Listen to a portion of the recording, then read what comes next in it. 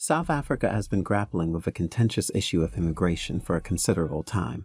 The nation's affluence, developed industries, and generous legal rights for foreign nationals, at least theoretically, have made it an attractive choice for migrants from various African countries since the apartheid era ended. Consequently, it now accommodates a larger number of migrants than any other African country. However, this seems to be changing.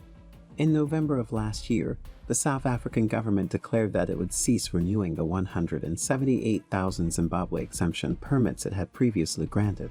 The Department of Home Affairs launched the Zimbabwean Exemption Permit in 2017 with the objective of legalizing the residency of unregistered Zimbabweans in South Africa.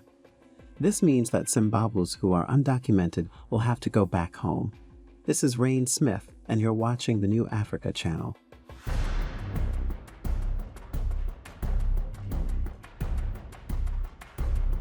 Zimbabweans residing in South Africa are expected to return soon, following the announcement last year by the neighboring country that it will not be renewing special permits for Zimbabweans who do not possess critical skills.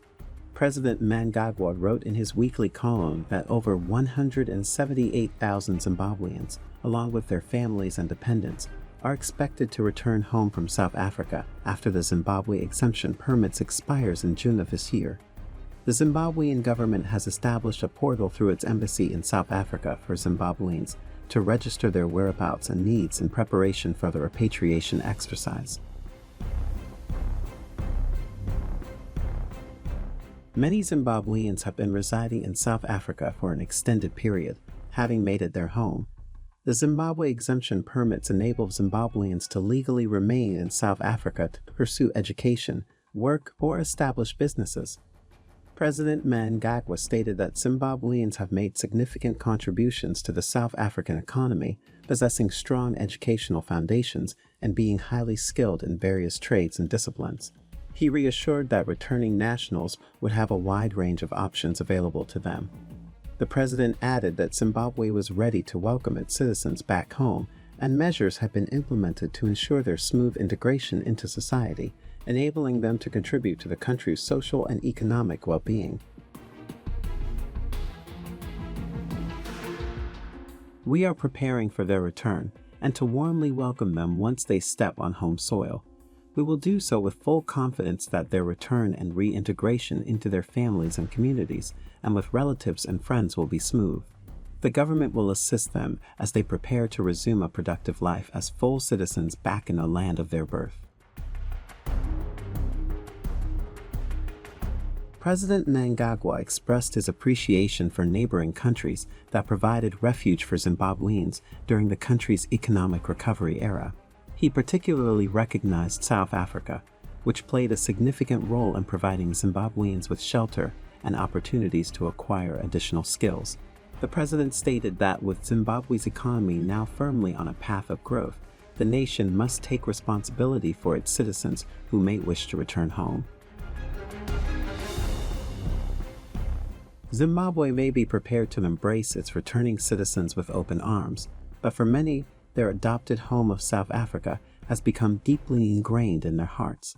Having spent their formative years, started families, and established flourishing enterprises in South Africa, it's understandably daunting for them to abandon everything and return to their country of origin, no matter how well prepared it may be for their arrival.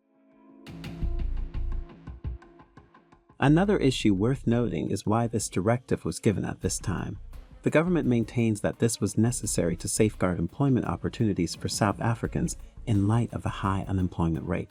However, a study conducted for the Department of Employment and Labor in 2021 discovered that the presence of migrants in the country had minimal impact on major labor market issues like unemployment and low wages. According to Mr. Landau, who heads the African Center for Migration and Society, migration is not closely connected to the crisis surrounding public spending and unemployment.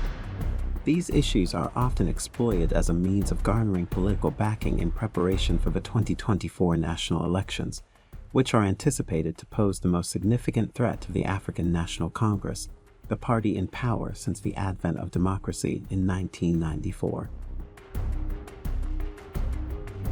What are your thoughts on migration? And should Zimbabweans who have assimilated into the South Africa community be given the opportunity to stay in South Africa? Let us know in the comments. And as always, be sure to like the video, comment, share, and subscribe to the New Africa channel for more exciting future videos.